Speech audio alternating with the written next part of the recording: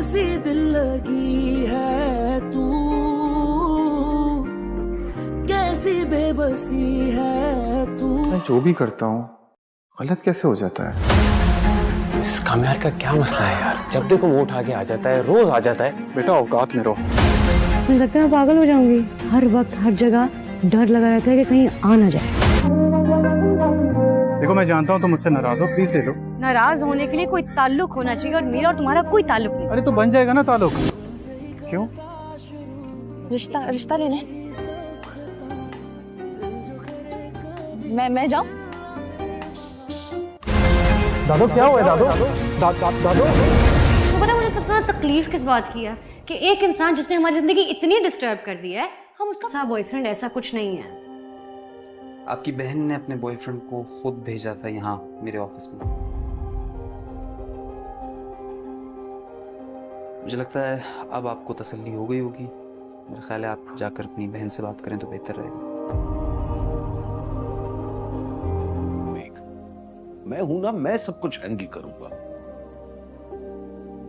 मैं हरगिज नहीं चाहता कि मेरी वजह से या किसी भी दबाव की वजह से तुम ऐसा कोई भी काम करो जो तुम्हें नहीं करना चाहिए। Do you understand? आइंदा ऐसा नहीं होना चाहिए, और खुदा ना खास्ता आइंदा अगर ऐसी कोई भी बात हुई तो मुझसे नहीं छुपाओगी। छोड़ो ना, रोना बंद करो बस। दुनिया का आखिरी लड़का थोड़ी था। आखिरी नहीं था लेकिन पहला तो था ना। और ऐसे कौन रिजेक्ट करता है? कल रात हमारी बात हुई, आज हमें लंच पे जाना था। ऐसी कोई बात थी ही नहीं। ये फॉर्म है, इसे फिल कर दो। तुम कर दो। इसमें आपकी मेडिकल हिस्ट्री लिखनी है, बीमारी की वजह लिखनी है। मैं कैसे लिख सकता हूँ? मुझे कोई बीमारी नहीं है और मेरी कोई मेडिकल हिस्ट्री नहीं है। पेशेंट कोई और है क्या? नहीं, मैं ही हूँ। तो भाई कोई तो तकलीफ होगी ना जिसकी वजह से आप हॉस्पिटल आए हो। वो मैं बता नहीं सकता, फॉर्म में नहीं लिख सकता। काम थोड़े बड़े नहीं है इसके। फोन दो वापस। अरे एक सेकंड, मजाक कर रही हूँ, ठीक ठाक है, लेकिन इतना भी अच्छा नहीं है कि सुबह सुबह उठ के तुम इसके लिए चिकन मैरिनेट करो। अच्छा फोन दो फौरन मुझे। एक मिनट है यार, देखने तो तुम। WhatsApp chat? चैट भी नहीं, चैट है। चैट में कहाँ भेजी? हाँ, जिस दिन मेहमान आने उस दिन तुम्हें ट्रैफिक मिल गया। ये तो 3 मिल्क है। तुमसे स्ट्रॉबेरी चीज के कहा था। मेरी पसंद है मुझे यार। तो तुम्हें थोड़ी खाना है। इसे क्या हुआ है? बहन से जुदाई का गम सता रहा है।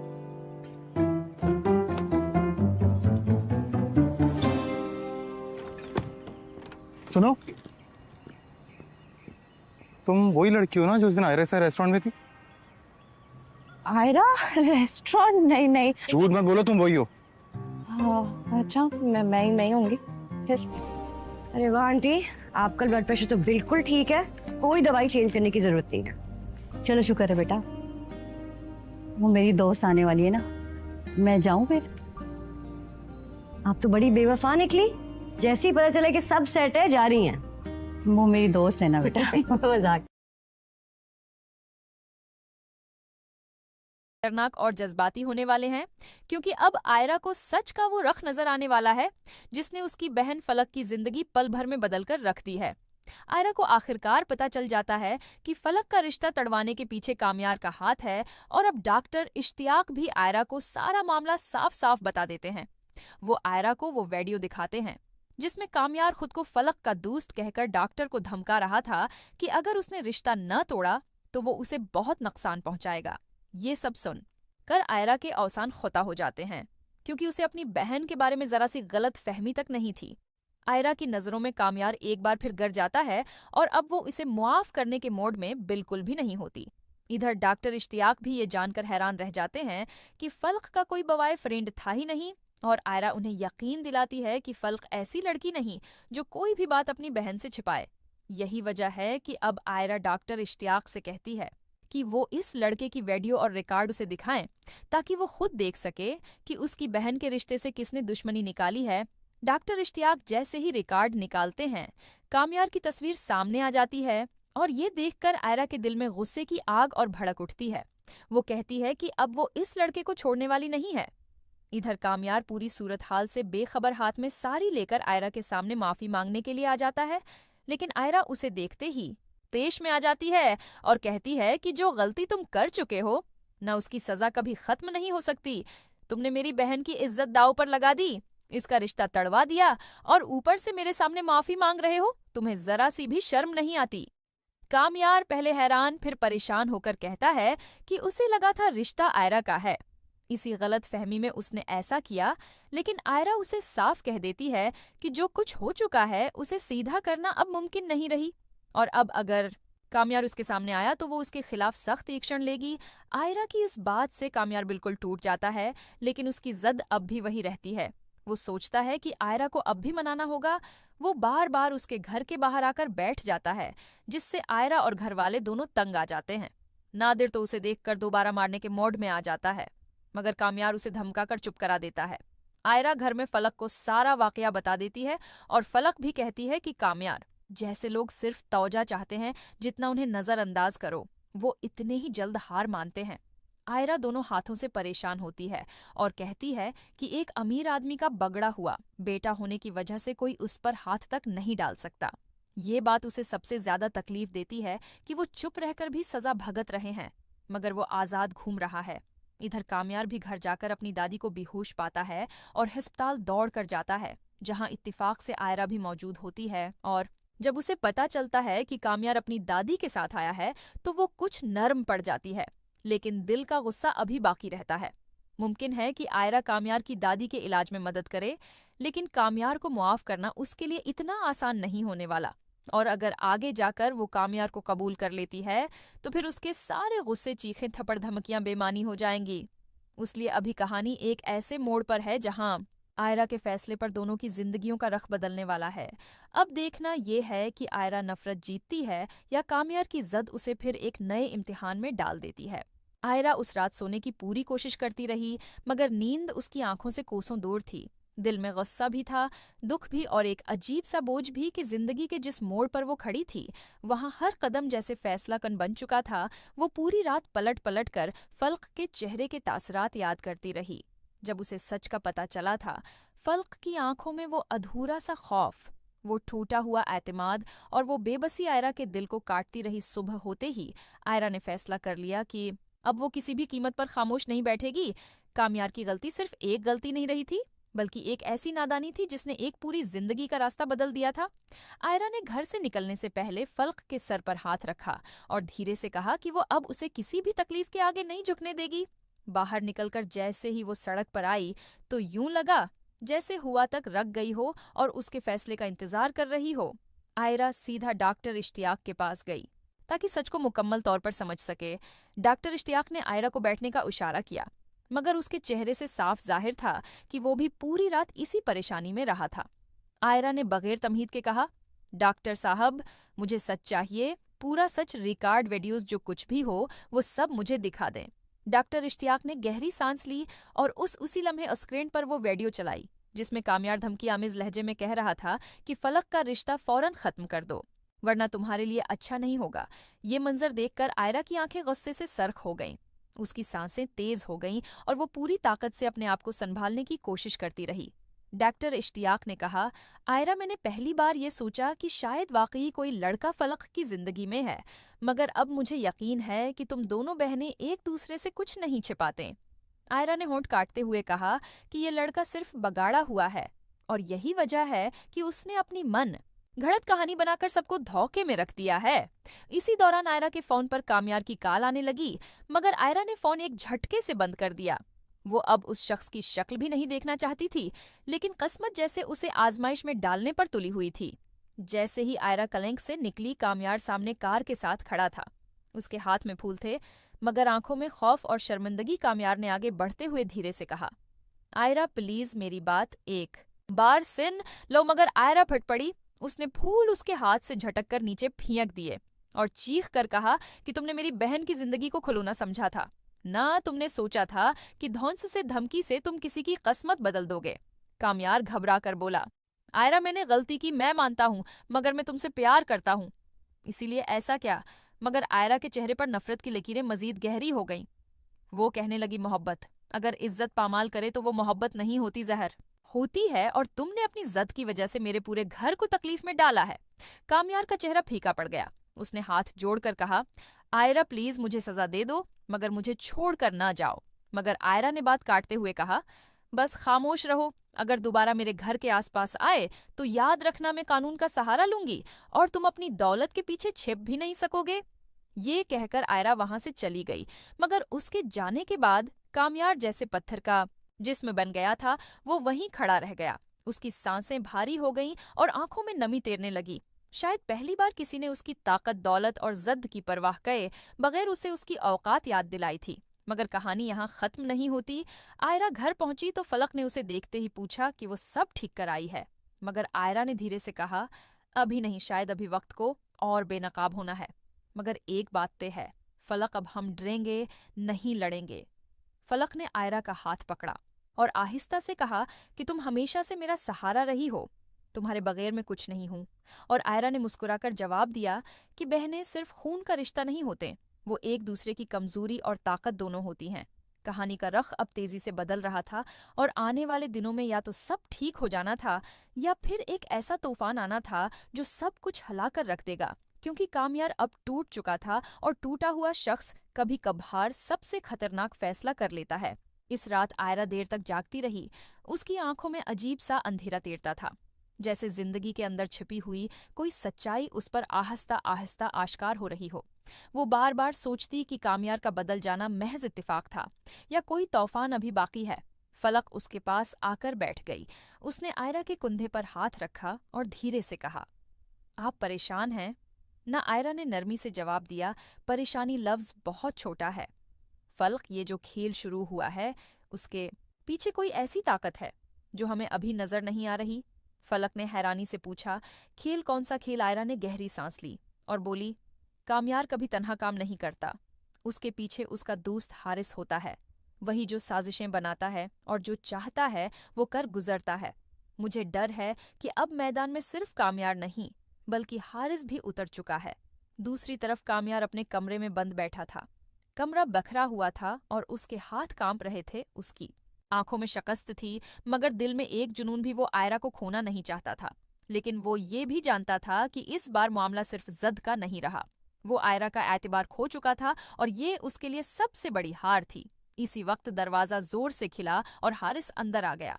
उसकी आंखों में गुरूर भी था और जहरीली मुस्कुराहट भी। हारिस ने कर्सी खींचकर बैठते हुए कहा, इतने ठूटे हुए क्यों लग रहे हो कामयार? वो तुमको धत्कार कर चली गई ना? मैं पहले ही कह चुका था कि आयरा तुम्हारे लिए ठहरने वाली नहीं। कामयार ने गुस्से से कहा। हारिस चुप रहो, मुझे पहले ही बहुत जिल्लत मिल चुकी है। हारिस हंसा और बोला, तुमने अभी जिल्लत देखी ही कहाँ है, असल खेल तो अब शुरू होगा। कामयार ने बेचैनी से पूछा, और क्या चाहता है तुम? अब मैंने सब खराब कर दिया है। हारिस अपनी कर्सी से उठा और खिड़की के पास खड़ा हो गया। उसने बाहर देखते हुए कहा, ये लड़कियों वाली नरमी छोड़ दो। कामयार, मोहब्बत से कुछ नहीं मिलता, ताकत से सब मिलता है। कामयार ने गहरी नजर से उसे देखा और बोला, तुम क्या करना चाहते हो? हारिस ने मुस्कुराते हुए कहा, आयरा की अना बहुत मजबूत है, मगर हर मजबूत अना के पीछे एक कमजोर नुक्ता होता है। वो कमजोरी फलक है। अगर हम फलक को झुका दें तो आयरा खुद झुक जाएगी। कामयार ने चौंक कर कहा, फलक का इस सब में कोई कसूर नहीं। हारिस ने तंजिया निगाहों से कहा, मोहब्बत में सबसे पहले ही यही कहा जाता है, लेकिन ये हकीकत है कि फलक को कमजोर करोगे तो आयरा खुद आ जाएगी। कामयार खामोश हो गया। दिल चाहता था कि अनकार करे, मगर दिल के अंदर बैठा खौफ चीख रहा था कि कहीं वाकई वो आयरा को हमेशा के लिए न खो दे। अगले दिन सुबह आयरा और फलक बाजार से वापस आ रही थीं। धूप तेज थी, मगर हुआ में अजब बेचैनी थी। अचानक पीछे से एक गाड़ी आकर रखी और दो अफराद उनके सामने आकर खड़े हो गए। उनमें से एक ने इंतहाई करख्त लहजे में कहा, फलक बीबी, आपसे कुछ बात करनी है। आयरा फौरन आगे आ गई। उसने गुस्से से कहा, हट जाओ वरना मैं पुलिस को बुलाऊंगी। आदमी के चेहरे पर शैतानी हंसी फैली और उसने आहिस्ता से कहा, हमें पुलिस से डर नहीं लगता, हम वही भेजे हुए हैं जिनसे पूरा शहर डरता है। फलक के पैरों तले जमीन सरक गई। आयरा ने फलक का हाथ जोर से पकड़ा और चीख कर कहा, पहले मेरी लाश से गुजरना पड़ेगा। मगर वो दोनों आदमी पीछे हट गए और हंसते हुए बोले, अभी तो सिर्फ सलाम कहने आए हैं, असल पैगाम तो हारिस साहब ने खुद देना है और वो जल्द आएगा। ये कहकर वो गाड़ी। ड्रामे की आने वाली किस्त में हालात इंतहाई खतरनाक और जज्बाती होने वाले हैं, क्योंकि अब आयरा को सच का वो रख नजर आने वाला है जिसने उसकी बहन फलक की जिंदगी पल भर में बदलकर रख दी है। आयरा को आखिरकार पता चल जाता है कि फलक का रिश्ता तड़वाने के पीछे कामयार का हाथ है, और अब डॉक्टर इश्तियाक भी आयरा को सारा मामला साफ साफ बता देते हैं। वो आयरा को वो वीडियो दिखाते हैं जिसमें कामयार खुद को फलक का दोस्त कहकर डॉक्टर को धमका रहा था कि अगर उसने रिश्ता न तोड़ा तो वो उसे बहुत नुकसान पहुंचाएगा। ये सब सुन कर आयरा के अवसान खुता हो जाते हैं, क्योंकि उसे अपनी बहन के बारे में जरा सी गलत फहमी तक नहीं थी। आयरा की नजरों में कामयार एक बार फिर गिर जाता है और अब वो इसे मुआफ करने के मोड में बिल्कुल भी नहीं होती। इधर डॉक्टर इश्तियाक भी ये जानकर हैरान रह जाते हैं कि फल्क का कोई बवाए फ्रेंड था ही नहीं, और आयरा उन्हें यकीन दिलाती है कि फल्क ऐसी लड़की नहीं जो कोई भी बात अपनी बहन से छिपाए।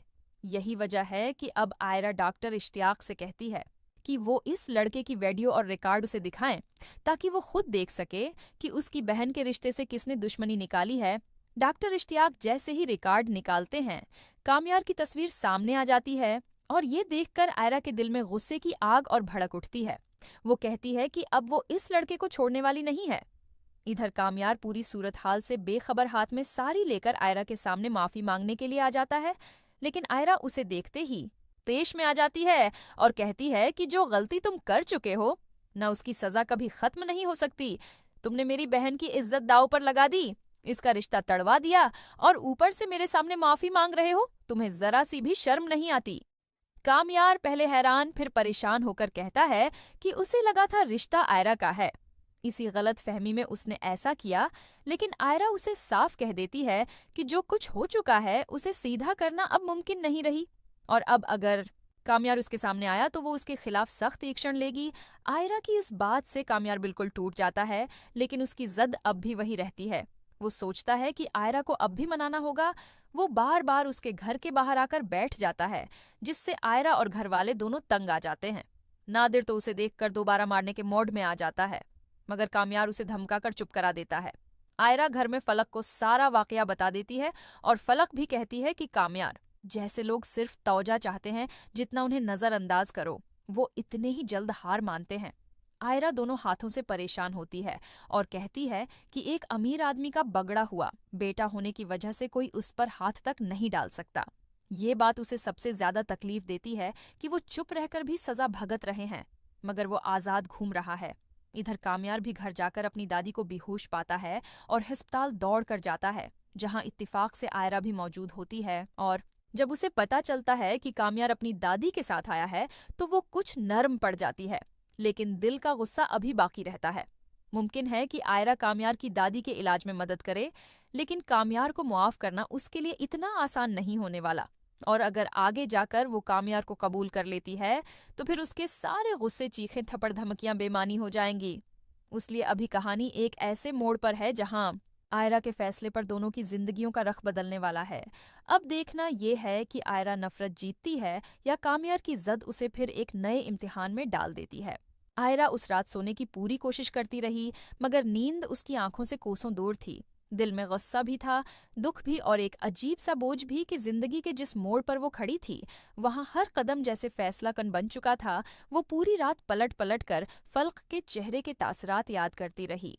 जब उसे सच का पता चला था, फल्क की आंखों में वो अधूरा सा खौफ, वो टूटा हुआ एतमाद और वो बेबसी आयरा के दिल को काटती रही। सुबह होते ही आयरा ने फैसला कर लिया कि अब वो किसी भी कीमत पर खामोश नहीं बैठेगी।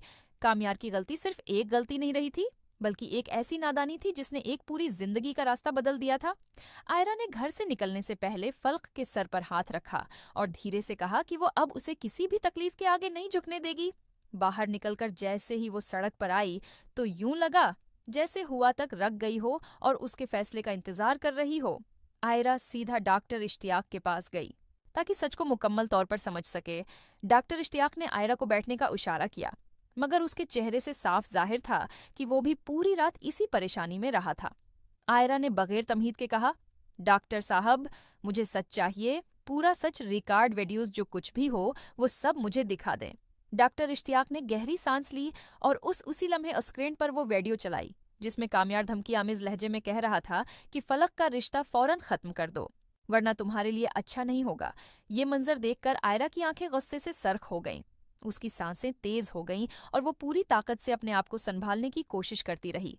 डॉक्टर इश्तियाक ने कहा, आयरा, मैंने पहली बार ये सोचा कि शायद वाकई कोई लड़का फलक की जिंदगी में है, मगर अब मुझे यकीन है कि तुम दोनों बहनें एक दूसरे से कुछ नहीं छिपाते।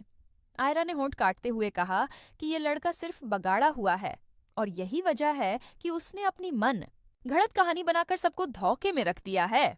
इसी दौरान आयरा के फोन पर कामयार की कॉल आने लगी, मगर आयरा ने फोन एक झटके से बंद कर दिया। वो अब उस शख्स की शक्ल भी नहीं देखना चाहती थी, लेकिन किस्मत जैसे उसे आजमाइश में डालने पर तुली हुई थी। जैसे ही आयरा कलंक से निकली, कामयार सामने कार के साथ खड़ा था। उसके हाथ में फूल थे, मगर आंखों में खौफ और शर्मिंदगी। कामयार ने आगे बढ़ते हुए धीरे से कहा, आयरा प्लीज मेरी बात एक बार सुन लो। मगर आयरा फट पड़ी। उसने फूल उसके हाथ से झटक कर नीचे फेंक दिए और चीख कर कहा कि तुमने मेरी बहन की जिंदगी को खिलौना समझा था ना, तुमने सोचा था कि धौंस से धमकी से तुम किसी की किस्मत बदल दोगे। कामयार घबरा कर बोला, आयरा मैंने गलती की, मैं मानता हूँ, मगर मैं तुमसे प्यार करता हूँ, इसीलिए ऐसा क्या। मगर आयरा के चेहरे पर नफरत की लकीरें मजीद गहरी हो गईं। वो कहने लगी, मोहब्बत अगर इज्जत पामाल करे तो वो मोहब्बत नहीं होती, जहर होती है, और तुमने अपनी जद की वजह से मेरे पूरे घर को तकलीफ में डाला है।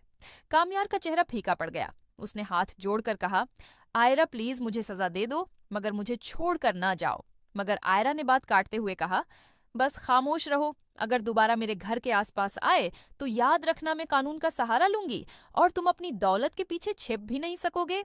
ये कहकर आयरा वहां से चली गई, मगर उसके जाने के बाद कामयार जैसे पत्थर का जिस्म बन गया था, वो वहीं खड़ा रह गया। उसकी सांसें भारी हो गईं और आंखों में नमी तैरने लगी।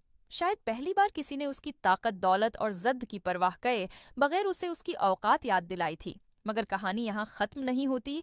आयरा घर पहुंची तो फलक ने उसे देखते ही पूछा कि वो सब ठीक कर आई है, मगर आयरा ने धीरे से कहा, अभी नहीं, शायद अभी वक्त को और बेनकाब होना है। मगर एक बात तय है, फलक, अब हम डरेंगे नहीं, लड़ेंगे। फलक ने आयरा का हाथ पकड़ा और आहिस्ता से कहा कि तुम हमेशा से मेरा सहारा रही हो, तुम्हारे बगैर मैं कुछ नहीं हूँ। और आयरा ने मुस्कुराकर जवाब दिया कि बहनें सिर्फ खून का रिश्ता नहीं होते, वो एक दूसरे की कमजोरी और ताकत दोनों होती हैं। कहानी का रख अब तेजी से बदल रहा था और आने वाले दिनों में या तो सब ठीक हो जाना था या फिर एक ऐसा तूफान आना था जो सब कुछ हिला कर रख देगा, क्योंकि कामयार अब टूट चुका था और टूटा हुआ शख्स कभी कभार सबसे खतरनाक फैसला कर लेता है। इस रात आयरा देर तक जागती रही। उसकी आंखों में अजीब सा अंधेरा तैरता था, जैसे जिंदगी के अंदर छिपी हुई कोई सच्चाई उस पर आहिस्ता आहिस्ता आश्कार हो रही हो।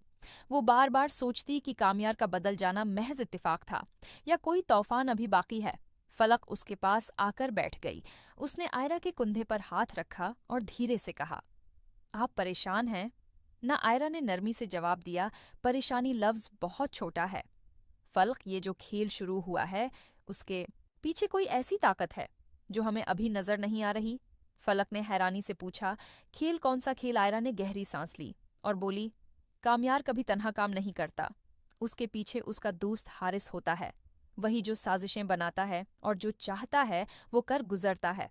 मुझे डर है कि अब मैदान में सिर्फ कामयार नहीं बल्कि हारिस भी उतर चुका है। दूसरी तरफ कामयार अपने कमरे में बंद बैठा था। कमरा बखरा हुआ था और उसके हाथ कांप रहे थे। उसकी आंखों में शिकस्त थी, मगर दिल में एक जुनून भी। वो आयरा को खोना नहीं चाहता था, लेकिन वो ये भी जानता था कि इस बार मामला सिर्फ जद का नहीं रहा। वो आयरा का एतबार खो चुका था और ये उसके लिए सबसे बड़ी हार थी। इसी वक्त दरवाजा जोर से खिला और हारिस अंदर आ गया। उसकी आंखों में गुरूर भी था और जहरीली मुस्कुराहट भी। हारिस ने कर्सी खींचकर बैठते हुए कहा, इतने ठूटे हुए क्यों लग रहे हो कामयार? वो तुमको धत्कार कर चली गई ना? मैं पहले ही कह चुका था कि आयरा तुम्हारे लिए ठहरने वाली नहीं। कामयार ने गुस्से से कहा। हारिस चुप रहो, मुझे पहले ही बहुत जिल्लत मिल चुकी है। हारिस हंसा और बोला, तुमने अभी जिल्लत देखी ही कहाँ है, असल खेल तो अब शुरू होगा। कामयार ने बेचैनी से पूछा, और क्या चाहता है तुम? अब मैंने सब खराब कर दिया है। हारिस अपनी कर्सी से उठा और खिड़की के पास खड़ा हो गया। उसने बाहर देखते हुए कहा, ये लड़कियों वाली नरमी छोड़ दो। कामयार, मोहब्बत से कुछ नहीं मिलता, ताकत से सब मिलता है। कामयार ने गहरी नजर से उसे देखा और बोला, तुम क्या करना चाहते हो? हारिस ने मुस्कुराते हुए कहा, आयरा की अना बहुत मजबूत है, मगर हर मजबूत अना के पीछे एक कमजोर नुक्ता होता है। वो कमजोरी फलक है। अगर हम फलक को झुका दें तो आयरा खुद झुक जाएगी। कामयार ने चौंक कर कहा, फलक का इस सब में कोई कसूर नहीं। हारिस ने तंजिया निगाहों से कहा, मोहब्बत में सबसे पहले ही यही कहा जाता है, लेकिन ये हकीकत है कि फलक को कमजोर करोगे तो आयरा खुद आ जाएगी। कामयार खामोश हो गया। दिल चाहता था कि अनकार करे, मगर दिल के अंदर बैठा खौफ चीख रहा था कि कहीं वाकई वो आयरा को हमेशा के लिए न खो दे। अगले दिन सुबह आयरा और फलक बाजार से वापस आ रही थीं। धूप तेज थी, मगर हुआ में अजब बेचैनी थी। अचानक पीछे से एक गाड़ी आकर रखी और 2 अफराद उनके सामने आकर खड़े हो गए। उनमें से एक ने इंतहाई करख्त लहजे में कहा, फलक बीबी, आपसे कुछ बात करनी है। आयरा फौरन आगे आ गई। उसने गुस्से से कहा, हट जाओ, वरना मैं पुलिस को बुलाऊंगी। आदमी के चेहरे पर शैतानी हंसी फैली और उसने आहिस्ता से कहा, हमें पुलिस से डर नहीं लगता, हम वही भेजे हुए हैं जिनसे पूरा शहर डरता है। फल्क के पैरों तले जमीन सरक गई। आयरा ने फल्क का हाथ जोर से पकड़ा और चीख कर कहा, पहले मेरी लाश से गुजरना पड़ेगा। मगर वो दोनों आदमी पीछे हट गए और हंसते हुए बोले, अभी तो सिर्फ सलाम कहने आए हैं, असल पैगाम तो हारिस साहब ने खुद देना है और वो जल्द आएगा। ये कहकर वो गाड़ी। ड्रामे की आने वाली किस्त में हालात इंतहाई खतरनाक और जज्बाती होने वाले हैं, क्योंकि अब आयरा को सच का वो रख नजर आने वाला है जिसने उसकी बहन फलक की जिंदगी पल भर में बदल कर रख दी है।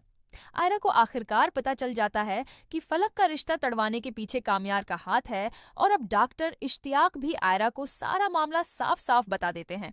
वो आयरा को वो वीडियो दिखाते हैं जिसमें कामयार खुद को फलक का दोस्त कहकर डॉक्टर को धमका रहा था कि अगर उसने रिश्ता न तोड़ा तो वो उसे बहुत नुकसान पहुंचाएगा। ये सब सुन कर आयरा के अवसान खुता हो जाते हैं, क्योंकि उसे अपनी बहन के बारे में जरा सी गलत फहमी तक नहीं थी। आयरा की नजरों में कामयार एक बार फिर गिर जाता है और अब वो इसे मुआफ करने के मोड में बिल्कुल भी नहीं होती। इधर डॉक्टर इश्तियाक भी ये जानकर हैरान रह जाते हैं कि फल्क का कोई बवाए फ्रेंड था ही नहीं, और आयरा उन्हें यकीन दिलाती है कि फल्क ऐसी लड़की नहीं जो कोई भी बात अपनी बहन से छिपाए। यही वजह है कि अब आयरा डॉक्टर इश्तियाक से कहती है कि वो इस लड़के की वीडियो और रिकॉर्ड उसे दिखाएं, ताकि वो खुद देख सके कि उसकी बहन के रिश्ते से किसने दुश्मनी निकाली है। डॉक्टर इश्तियाक जैसे ही रिकॉर्ड निकालते हैं, कामयार की तस्वीर सामने आ जाती है, और ये देखकर आयरा के दिल में गुस्से की आग और भड़क उठती है। वो कहती है कि अब वो इस लड़के को छोड़ने वाली नहीं है। इधर कामयार पूरी सूरत हाल से बेखबर हाथ में सारी लेकर आयरा के सामने माफी मांगने के लिए आ जाता है, लेकिन आयरा उसे देखते ही तेश में आ जाती है और कहती है कि जो गलती तुम कर चुके हो न उसकी सजा कभी खत्म नहीं हो सकती। तुमने मेरी बहन की इज्जत दांव पर लगा दी, इसका रिश्ता तड़वा दिया, और ऊपर से मेरे सामने माफी मांग रहे हो। तुम्हें जरा सी भी शर्म नहीं आती। कामयार पहले हैरान फिर परेशान होकर कहता है कि उसे लगा था रिश्ता आयरा का है, इसी गलत फहमी में उसने ऐसा किया। लेकिन आयरा उसे साफ कह देती है कि जो कुछ हो चुका है उसे सीधा करना अब मुमकिन नहीं रही, और अब अगर कामयार उसके सामने आया तो वो उसके खिलाफ सख्त एक्शन लेगी। आयरा की इस बात से कामयार बिल्कुल टूट जाता है, लेकिन उसकी जिद अब भी वही रहती है। वो सोचता है कि आयरा को अब भी मनाना होगा। वो बार बार उसके घर के बाहर आकर बैठ जाता है, जिससे आयरा और घर वाले दोनों तंग आ जाते हैं। नादिर तो उसे देखकर दोबारा मारने के मोड में आ जाता है, मगर कामयार उसे धमकाकर चुप करा देता है। आयरा घर में फलक को सारा वाकया बता देती है, और फलक भी कहती है कि कामयार जैसे लोग सिर्फ तौजा चाहते हैं, जितना उन्हें नजरअंदाज करो वो इतने ही जल्द हार मानते हैं। आयरा दोनों हाथों से परेशान होती है और कहती है कि एक अमीर आदमी का बगड़ा हुआ बेटा होने की वजह से कोई उस पर हाथ तक नहीं डाल सकता। ये बात उसे सबसे ज्यादा तकलीफ देती है कि वो चुप रहकर भी सजा भगत रहे हैं, मगर वो आजाद घूम रहा है। इधर कामयार भी घर जाकर अपनी दादी को बेहोश पाता है और अस्पताल दौड़ कर जाता है, जहां इत्तिफाक से आयरा भी मौजूद होती है। और जब उसे पता चलता है कि कामयार अपनी दादी के साथ आया है तो वो कुछ नर्म पड़ जाती है, लेकिन दिल का गुस्सा अभी बाकी रहता है। मुमकिन है कि आयरा कामयार की दादी के इलाज में मदद करे, लेकिन कामयार को मुआफ करना उसके लिए इतना आसान नहीं होने वाला, और अगर आगे जाकर वो कामयार को कबूल कर लेती है तो फिर उसके सारे गुस्से, चीखें, थप्पड़, धमकियां बेमानी हो जाएंगी। इसलिए अभी कहानी एक ऐसे मोड़ पर है जहां आयरा के फैसले पर दोनों की जिंदगियों का रख बदलने वाला है। अब देखना ये है कि आयरा नफरत जीतती है या कामयार की जद उसे फिर एक नए इम्तिहान में डाल देती है। आयरा उस रात सोने की पूरी कोशिश करती रही, मगर नींद उसकी आंखों से कोसों दूर थी। दिल में गुस्सा भी था, दुख भी और एक अजीब सा बोझ भी कि जिंदगी के जिस मोड़ पर वो खड़ी थी वहां हर कदम जैसे फैसला कन बन चुका था। वो पूरी रात पलट पलट कर फल्क के चेहरे के तासरात याद करती रही। जब उसे सच का पता चला था, फल्क की आंखों में वो अधूरा सा खौफ, वो टूटा हुआ एतमाद और वो बेबसी आयरा के दिल को काटती रही सुबह होते ही आयरा ने फैसला कर लिया कि अब वो किसी भी कीमत पर खामोश नहीं बैठेगी। कामयार की गलती सिर्फ एक गलती नहीं रही थी, बल्कि एक ऐसी नादानी थी जिसने एक पूरी जिंदगी का रास्ता बदल दिया था। आयरा ने घर से निकलने से पहले फल्क के सर पर हाथ रखा और धीरे से कहा कि वो अब उसे किसी भी तकलीफ के आगे नहीं झुकने देगी। बाहर निकलकर जैसे ही वो सड़क पर आई तो यूं लगा जैसे हुआ तक रख गई हो और उसके फैसले का इंतजार कर रही हो। आयरा सीधा डॉक्टर इश्तियाक के पास गई ताकि सच को मुकम्मल तौर पर समझ सके। डॉक्टर इश्तियाक ने आयरा को बैठने का इशारा किया, मगर उसके चेहरे से साफ जाहिर था कि वो भी पूरी रात इसी परेशानी में रहा था। आयरा ने बगैर तमहीद के कहा, डॉक्टर साहब, मुझे सच चाहिए, पूरा सच, रिकॉर्ड वीडियोस जो कुछ भी हो वो सब मुझे दिखा दें। डॉक्टर इश्तियाक ने गहरी सांस ली और उसी लम्हे स्क्रीन पर वो वीडियो चलाई जिसमें कामयार धमकी आमिज लहजे में कह रहा था कि फलक का रिश्ता फौरन खत्म कर दो वरना तुम्हारे लिए अच्छा नहीं होगा। ये मंजर देखकर आयरा की आंखें गुस्से से सर्ख हो गईं, उसकी सांसें तेज हो गईं और वो पूरी ताकत से अपने आप को संभालने की कोशिश करती रही। डॉक्टर इश्तियाक ने कहा, आयरा, मैंने पहली बार ये सोचा कि शायद वाकई कोई लड़का फलक की जिंदगी में है, मगर अब मुझे यकीन है कि तुम दोनों बहनें एक दूसरे से कुछ नहीं छिपाते। आयरा ने होंठ काटते हुए कहा कि ये लड़का सिर्फ बगाड़ा हुआ है और यही वजह है कि उसने अपनी मन घड़त कहानी बनाकर सबको धोखे में रख दिया है। इसी दौरान आयरा के फोन पर कामयार की कॉल आने लगी, मगर आयरा ने फोन एक झटके से बंद कर दिया। वो अब उस शख्स की शक्ल भी नहीं देखना चाहती थी, लेकिन किस्मत जैसे उसे आजमाइश में डालने पर तुली हुई थी। जैसे ही आयरा कलंक से निकली, कामयार सामने कार के साथ खड़ा था। उसके हाथ में फूल थे, मगर आंखों में खौफ और शर्मिंदगी। कामयार ने आगे बढ़ते हुए धीरे से कहा, आयरा प्लीज मेरी बात एक बार सुन लो। मगर आयरा फट पड़ी। उसने फूल उसके हाथ से झटक कर नीचे फेंक दिए और चीख कर कहा कि तुमने मेरी बहन की जिंदगी को खिलौना समझा था ना, तुमने सोचा था कि धौंस से धमकी से तुम किसी की किस्मत बदल दोगे। कामयार घबरा कर बोला, आयरा मैंने गलती की, मैं मानता हूँ, मगर मैं तुमसे प्यार करता हूँ, इसीलिए ऐसा क्या। मगर आयरा के चेहरे पर नफरत की लकीरें मजीद गहरी हो गईं। वो कहने लगी, मोहब्बत अगर इज्जत पामाल करे तो वो मोहब्बत नहीं होती, जहर होती है, और तुमने अपनी जद की वजह से मेरे पूरे घर को तकलीफ में डाला है। कामयार का चेहरा फीका पड़ गया। उसने हाथ जोड़कर कहा, आयरा प्लीज मुझे सजा दे दो, मगर मुझे छोड़कर ना जाओ। मगर आयरा ने बात काटते हुए कहा, बस खामोश रहो, अगर दोबारा मेरे घर के आसपास आए तो याद रखना मैं कानून का सहारा लूंगी और तुम अपनी दौलत के पीछे छिप भी नहीं सकोगे।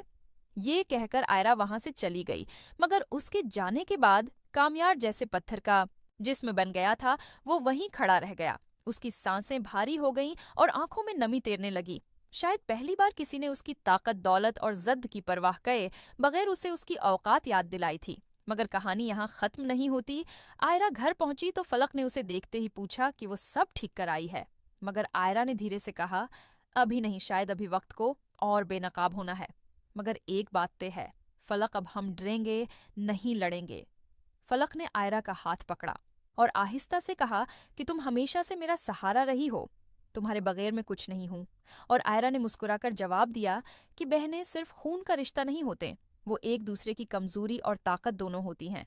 कहानी का रख अब तेजी से बदल रहा था और आने वाले दिनों में या तो सब ठीक हो जाना था या फिर एक ऐसा तूफान आना था जो सब कुछ हिला कर रख देगा, क्योंकि कामयार अब टूट चुका था और टूटा हुआ शख्स कभी कभार सबसे खतरनाक फैसला कर लेता है। इस रात आयरा देर तक जागती रही। उसकी आंखों में अजीब सा अंधेरा तैरता था, जैसे जिंदगी के अंदर छिपी हुई कोई सच्चाई उस पर आहिस्ता आहिस्ता आश्कार हो रही हो। वो बार बार सोचती कि कामयार का बदल जाना महज इत्तेफाक था या कोई तूफान अभी बाकी है। फलक उसके पास आकर बैठ गई। उसने आयरा के कुंधे पर हाथ रखा और धीरे से कहा, आप परेशान हैं ना? आयरा ने नरमी से जवाब दिया, परेशानी लफ्ज बहुत छोटा है फलक, ये जो खेल शुरू हुआ है उसके पीछे कोई ऐसी ताकत है जो हमें अभी नजर नहीं आ रही। फलक ने हैरानी से पूछा, खेल कौन सा खेल? आयरा ने गहरी सांस ली और बोली, कामयार कभी तन्हा काम नहीं करता, उसके पीछे उसका दोस्त हारिस होता है। वही जो साजिशें बनाता है और जो चाहता है वो कर गुजरता है। मुझे डर है कि अब मैदान में सिर्फ कामयार नहीं बल्कि हारिस भी उतर चुका है। दूसरी तरफ कामयार अपने कमरे में बंद बैठा था। कमरा बखरा हुआ था और उसके हाथ कांप रहे थे। उसकी आंखों में शिकस्त थी, मगर दिल में एक जुनून भी वो आयरा को खोना नहीं चाहता था। लेकिन वो ये भी जानता था कि इस बार मामला सिर्फ जद का नहीं रहा। वो आयरा का एतबार खो चुका था और ये उसके लिए सबसे बड़ी हार थी। इसी वक्त दरवाजा जोर से खिला और हारिस अंदर आ गया। उसकी आंखों में गुरूर भी था और जहरीली मुस्कुराहट भी। हारिस ने कर्सी खींचकर बैठते हुए कहा, इतने ठूटे हुए क्यों लग रहे हो कामयार? वो तुमको धत्कार कर चली गई ना? मैं पहले ही कह चुका था कि आयरा तुम्हारे लिए ठहरने वाली नहीं। कामयार ने गुस्से से कहा। हारिस चुप रहो, मुझे पहले ही बहुत जिल्लत मिल चुकी है। हारिस हंसा और बोला, तुमने अभी जिल्लत देखी ही कहाँ है, असल खेल तो अब शुरू होगा। कामयार ने बेचैनी से पूछा, और क्या चाहता है तुम? अब मैंने सब खराब कर दिया है। हारिस अपनी कर्सी से उठा और खिड़की के पास खड़ा हो गया। उसने बाहर देखते हुए कहा, ये लड़कियों वाली नरमी छोड़ दो। कामयार, मोहब्बत से कुछ नहीं मिलता, ताकत से सब मिलता है। कामयार ने गहरी नजर से उसे देखा और बोला, तुम क्या करना चाहते हो? हारिस ने मुस्कुराते हुए कहा, आयरा की अना बहुत मजबूत है, मगर हर मजबूत अना के पीछे एक कमजोर नुक्ता होता है। वो कमजोरी फलक है। अगर हम फलक को झुका दें तो आयरा खुद झुक जाएगी। कामयार ने चौंक कर कहा, फलक का इस सब में कोई कसूर नहीं। हारिस ने तंजिया निगाहों से कहा, मोहब्बत में सबसे पहले ही यही कहा जाता है, लेकिन ये हकीकत है कि फलक को कमजोर करोगे तो आयरा खुद आ जाएगी।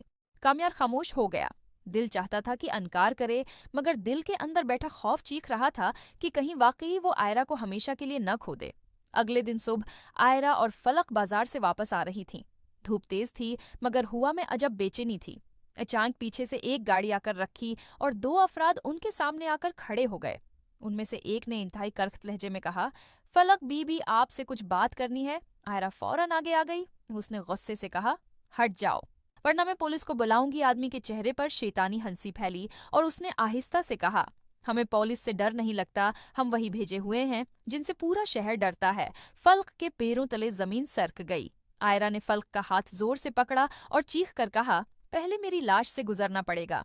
मगर वो दोनों आदमी पीछे हट गए और हंसते हुए बोले, अभी तो सिर्फ सलाम कहने आए हैं, असल पैगाम तो हारिस साहब ने खुद देना है और वो जल्द आएगा। ये कहकर वो गाड़ी